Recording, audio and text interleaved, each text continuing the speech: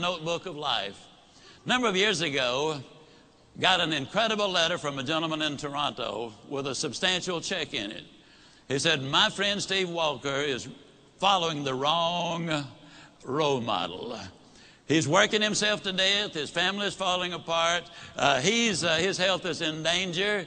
And he's modeling himself out of his boss. And he trusts you and respects you. If you will give us 1 hour, I will fly him to Dallas and give you this check. Wouldn't you love to have a friend like that? I sent the check back and I said, come on down. Steve and I had quite a little talk.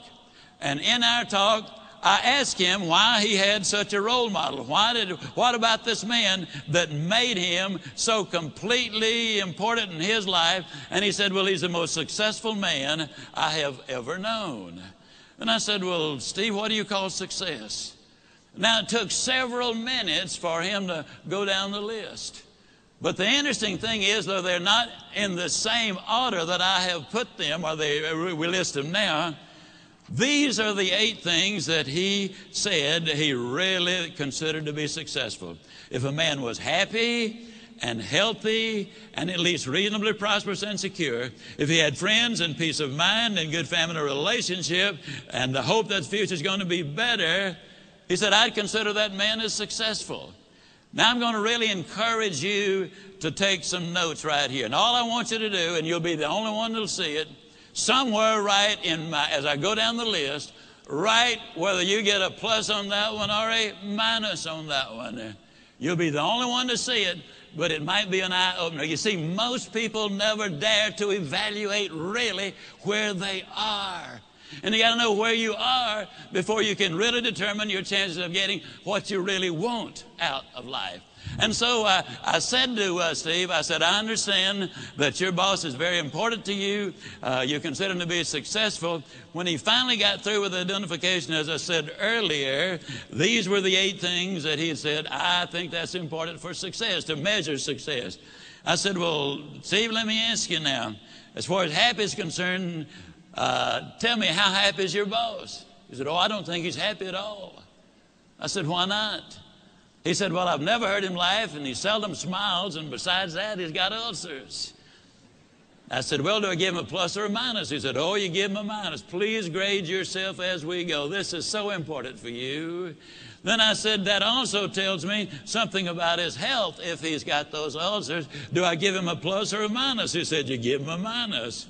I said, that also says something, Steve, about his peace of mind, because you don't get ulcers because of what you eat, but what's eating you. I said, do we give him a plus or a minus? He said, we give him a minus.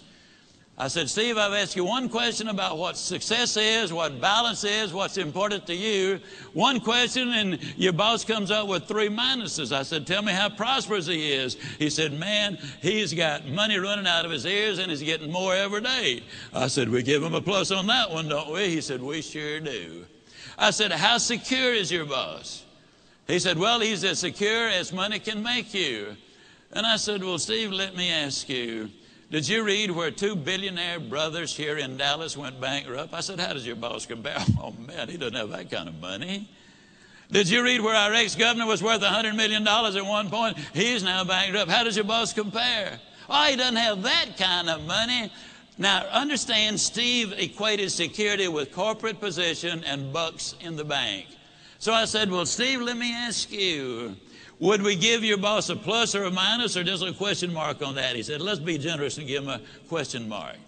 I said, how many friends does your boss have? I hope you're marking these for you. How many friends, real friends, does your boss have? He said, I don't think he's got any. I'm not his friend. I just happen to admire the guy. To tell you the truth, he's somewhat of a jerk.